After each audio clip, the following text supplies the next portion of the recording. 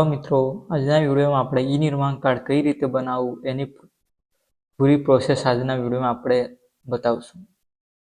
તો ચાલો પહેલા આપણે ગૂગલ ક્રોમ ઓપન કરવાનું છે. ગૂગલ ક્રોમ ઓપન કર્યા બાદ અહીંયા ઈ નિર્માણ સર્ચ કરવાનું છે.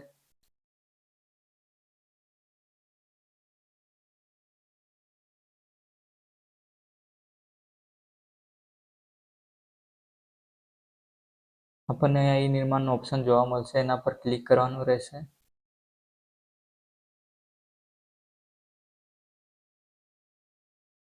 આપણને અહીંયા ઘણા બધા લોગિનના ઓપ્શન જોવા મળશે. આપણે સેલ્ફ રજિસ્ટ્રેશન કરવાનું છે એટલે અહીંયા ન્યૂ યુઝર પર ક્લિક કરવાનું રહેશે. રજિસ્ટ્રેશન ડિટેલ્સમાં ફૂલ નેમ આધાર કાર્ડ પ્રમાણે નાખવાનું રહેશે. આધાર કાર્ડ નંબર નાખવાનો રહેશે. ત્યારબાદ મેલ ફિમેલ સિલેક્ટ કરવાનો રહેશે. બર્થ ડેટ નાખવાની રહેશે. ત્યારબાદ મોબાઈલ નંબર નાખવાનો રહેશે. નીચે એક પાસવર્ડ બનાવવાનો રહેશે, તે આપણે લોગિન કરતા સમય નાખવાનું રહેશે. ત્યારબાદ યુઝર ટાઈપ સિલેક્ટ કરીને કેપ્ચર નાખવું પડશે. ત્યારબાદ રજિસ્ટ્રેશન પર ક્લિક કરશે. રજિસ્ટ્રેશન પર ક્લિક કર્યા બાદ આપણને એક યુઝર આઈડી મળશે, એ આપણને લોગિન સમય નાખવાની રહેશે. ત્યારબાદ અહીંયા યુઝર આઈડી ટાઈપ કરવાની રહેશે. નીચે પાસવર્ડ જે આપણે પાસવર્ડ બનાવ્યો એ પાસવર્ડ અહીંયા નાખવાનો રહેશે.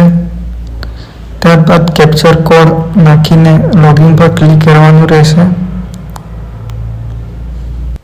લોગિન કર્યા પછી અહીંયા અરજદારની વિગત ભરવાની રહેશે. નામ, અરજદારના પિતાનું નામ, અરજદારની જાતિ સિલેક્ટ કરવાની રહેશે.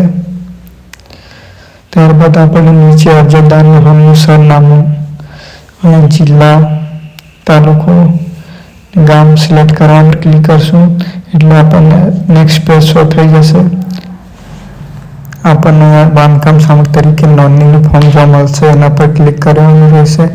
ત્યારબાદ અહીંયા અરજદારની બધી ડિટેલ્સ શો થઈ જશે. અરજદારનું નામ, અરજદારનું ગુજરાતીમાં નામ, અરજદારનું એડ્રેસ.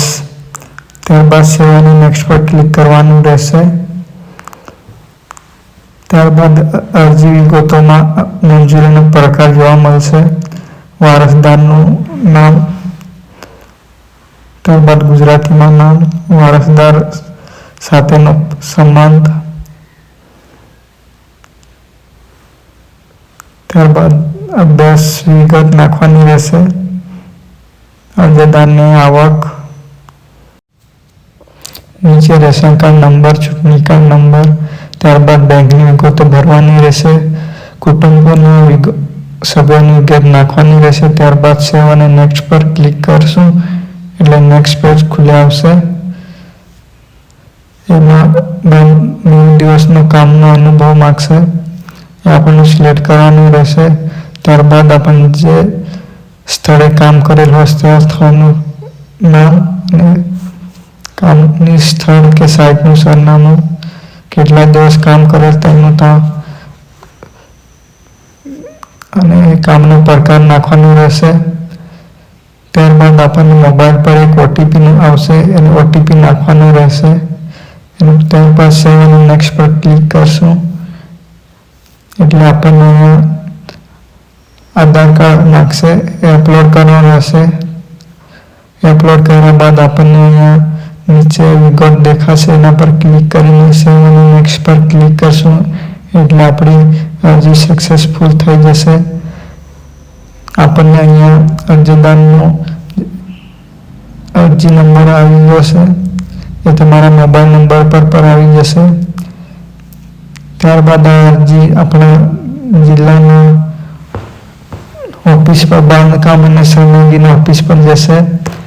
ત્યાં બધું ચેકિંગ થઈને પછી પાસ થઈ જશે. 5 થી 7 દિવસ લાગશે. એમાં આપણને સ્ટેટસ ચેક કરતા રહેવું પડશે. ત્યારબાદ અહીં આપણને જોવા મળશે વિગત બધી. ત્યારબાદ આપણને એક પ્રિન્ટ કાઢી લેવાની રહેશે પ્રૂફ તરીકે, એક સ્ટેટસ ચેક કરવા માટે.